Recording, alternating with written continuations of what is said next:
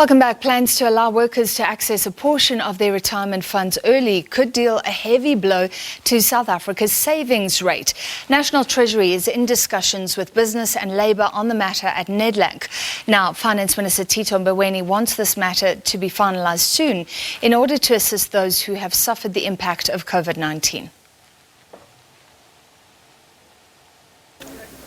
Many South Africans are battling to make ends meet due to job losses experienced due to the COVID-19 pandemic, while others have had to settle for salary cuts. Labour has been calling on the government to allow workers to access a portion of their pension funds. Currently, retirement fund members can only withdraw from their pensions when they retire, resign or get retrenched. Now, Minister Mboweni has agreed to this and has urged his department to speed up this process to allow workers to access a portion of their pension funds. But he has called on workers to use the money responsibly and that the funds should go towards settling their home loan and paying off debt. A portion of their retirement fund workers should be able to access in these difficult times, maybe to finish off their bond repayments, maybe to sort out whatever debt positions they might be in. But I must warn at the same time that people must ensure that they use this facility for purposes of relief and also making better their own situation. Accessing pension fund money before retirement is likely to lead to workers not having sufficient money for retirement, and it means that they would not be able to benefit from compound interest. Currently, over 60% of retired people are battling to make ends meet. That will be the challenge for those who decide to access funds from their retirement. Is then when they're employed again, when they're earning an income, will the budget be able to carry extra savings and additional savings to fill up the hole that they've now created by taking money out of their retirement? So, it's an issue of mathematics. It may provide them an opportunity to restructure their savings. So, you've had tax-free savings accounts coming into the market in about 4 or 5 years ago now. And so some people may be able to use extra money to access those benefits of having tax-free flexible money so that, they can perhaps rebuild their contingency savings. Dipping into your retirement funds is likely to attract more tax deductions. We expect that it'll be the withdrawal tax table that would apply. So that tax table has been in place for many years now. But it would be interesting to see if there's some sort of concession where government says, as part of a one-off sort of agreement, you can access tax-free. So those details is what we are waiting for from government and from Treasury in particular. It remains to be seen whether those who access a portion of their pension fund will use the money to improve their financial situation. Experts are concerned that accessing money from pension fund before retirement could reduce the value of their investment. It would also lead to more retired people relying on the government for an old age grant. Naledi Matlapeng, SABC News, Johannesburg. Yeah, and that is the big problem, what happens in the future. So access to pension funds could be a lifeline for many, but they could also possibly be squandered. And that's what government has had to weigh before proposing to allow pension fund members to access a portion of their savings. Let's discuss further. We're joined now by wealth manager, financial planner at GCI Wealth. That's Timothy Rogers. Mr. Rogers, thank you for being with us. Before people get too excited, what is your company expecting in terms of a reasonable timeline before this actually happens? Well, they're wanting to roll it out very quickly. Obviously, people right now are struggling and suffering, and really government wants clarity on this as quickly as possible. And quite frankly, I'm very glad I'm not someone that's having to make those sort of decisions, trying to decide between a family starving now or starving in the future. That's big decisions to make.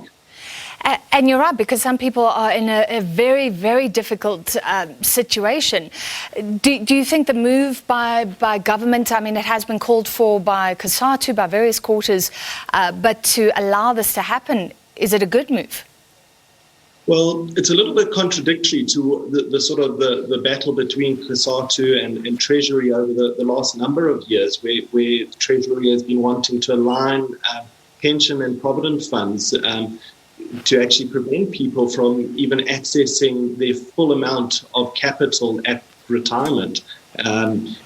Because remember, obviously, that the reason we're saving for into a pension fund is to provide us with an income in our older age. So it's a little bit contradictory now to suddenly say, okay, well, here we are going to allow people to access the funds early. So it will be very interesting to see how they do deal with it and how they deal with the tax around it. Yeah. And tax expectations, as I understand it right now, some pension funds you cannot touch. Some things you can touch, maybe a provident fund, but you get taxed heavily if you withdraw it early.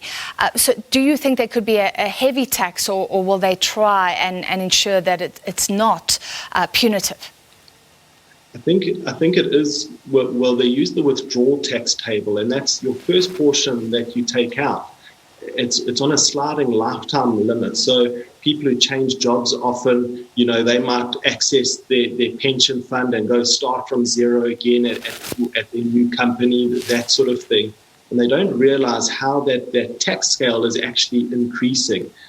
So right in the beginning, your first little bit might not seem bad, but as you withdraw more later on, it becomes worse and worse. And to make it even worse, at retirement, that works on a different lump sum withdrawal tax table, but you actually double penalized because you've paid tax early, and now you're reducing your allowable withdrawals later on as well. So it's not a great idea, for anyone, whether you're changing jobs. If you can avoid it, definitely avoid withdrawing from it. And that's because you need that money to live off well into retirement. We know literacy is low, financial literacy in South Africa. What are you finding on the ground? Are people sort of prepared for what is to come after they retire? Are they ready? Are they financially ready? Do they have the education? And are people running out of money along the way? They really are. South Africans as a whole, there were some stats earlier, but really less than 7% of South Africans are able to retire and maintain their lifestyle. Our savings rates are so low that there's very few forced savings, and pension or provident funds are one of those sort of forced savings. And someone who has one is very lucky to have it, because there's a lot of self-employed entrepreneurial type people that haven't had that, and they're going through the same struggles right now, but with nothing to fall back on. So it is tough. And what a lot of people don't realize, especially if you're not financially literate, your pension, your retirement savings is an asset that you have. The Pensions Fund Act actually already allows for you to use that as collateral against a home loan at a bank and that sort of thing. Between discussions with your employer and the bank, you can actually use that as security to get a home loan. So now by accessing part of your asset earlier, that could be quite similar to if government turned around and said, look, everyone who owns a house, we're willing to pay you for one of your bedrooms right now, but you'll never be able to use it again. You'll never be able to rent it out and make money. You'll never be able to set foot in it again. It's now our bedroom. And that's, obviously that's not a practical thing with a property, but here, people accessing part of their asset, maybe one of their biggest assets that they'll ever have, can be very dangerous. Yeah, that's a great analogy. Finally, then, Mr. Rogers, what would your advice be? I think you said it earlier, don't do it unless you have to. And then government may look at, I think Singapore had a similar thing, and they let people access their savings, but only for good debt. Can you just remind people where it may be a good idea to put money into and where it's not a good idea to throw away cash, because that's what you're doing? Yeah, debt is obviously a difficult thing, and I've been there myself. It's very hard to get out of the debt cycle.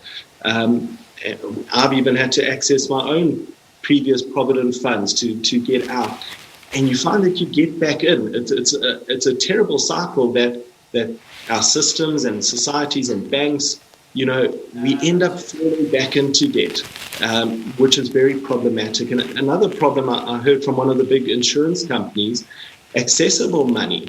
They asked what the statistic is, how long that money lasts, how long it stays invested. And I was quite shocked to hear that the stat is 3 years. So somebody who has access to their money, statistically speaking, that money will be gone within 3 years' time. So once again, another example, it's like eating the goose now that was laying the eggs that was feeding the family. But if you put it into your home loan, for example, if you pay off a property? If there are things to do first, where if you're wanting to talk to the bank and extend your home loan, obviously, once again, if you're forced to do it, you're forced to do it, and it can become very difficult. There are other things like going into debt review and helping get your debt under control in a managed environment, which also stops you from getting into further debt. Which, the problem is, and I've had it where someone says, look, I'm first going to pay off my home loan and then I'm going to start saving for retirement. And the big issue is, when you finish paying off your debt, that one day in the future, you've got zero savings at that point. You've also got zero debt.